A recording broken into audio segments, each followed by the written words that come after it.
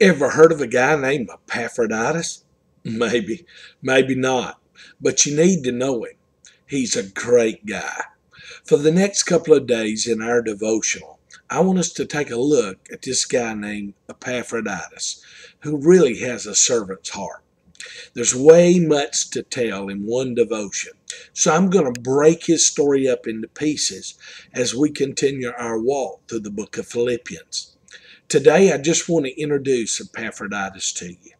Here's the backdrop of the story. As you know, Paul is in jail in the city of Rome.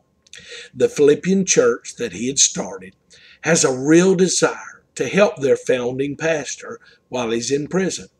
Yet, they are limited by what they can do because of time and travel. As a result, they take up money, and they're going to send that money to Paul. They choose a guy named Epaphroditus to take the offering to him. Not only was Epaphroditus going to deliver the money, he was going to stay on and become a personal assistant to Paul while he was in prison. Unfortunately, during this process, Epaphroditus gets sick, real sick. Some people think he may have even gotten the infamous Roman fever. But at any rate, he almost died from the sickness. So Paul thought it was best to send him back home and not keep him. However, he didn't want to send him home as a quitter or a failure, but as a hero, a man that could serve as a model for other people to emulate. So Paul wrote a note inside the letter commending Epaphroditus for all he had done. Epaphroditus quite possibly is the one who actually delivers this letter, later to become the book of Philippians, to the church himself. Paul uses glowing terms to describe this servant of the Lord. In many ways, Epaphroditus is a model of commitment and what a true believer should be.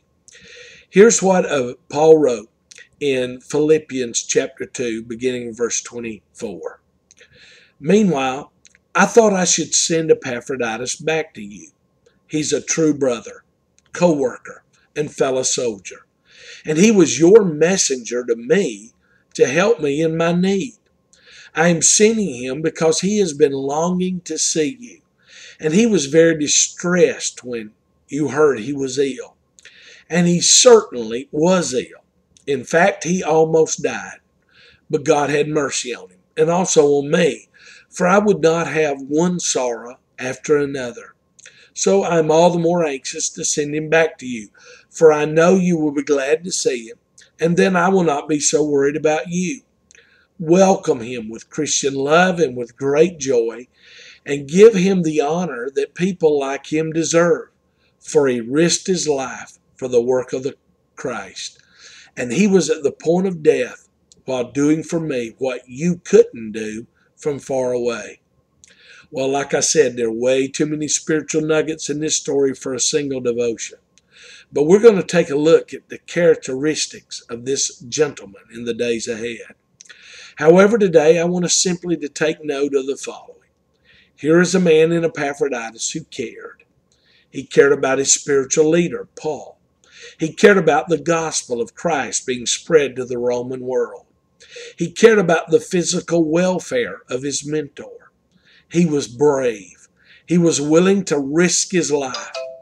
It is too easy today to talk about how we love and care for people. But it is quite a different thing to put that love into action, especially when that love may require sacrifice and personal inconvenience. Are there people in your life who have meant or presently mean something to you? Perhaps they're even at a distance right now. Yet perhaps they live inside your own house.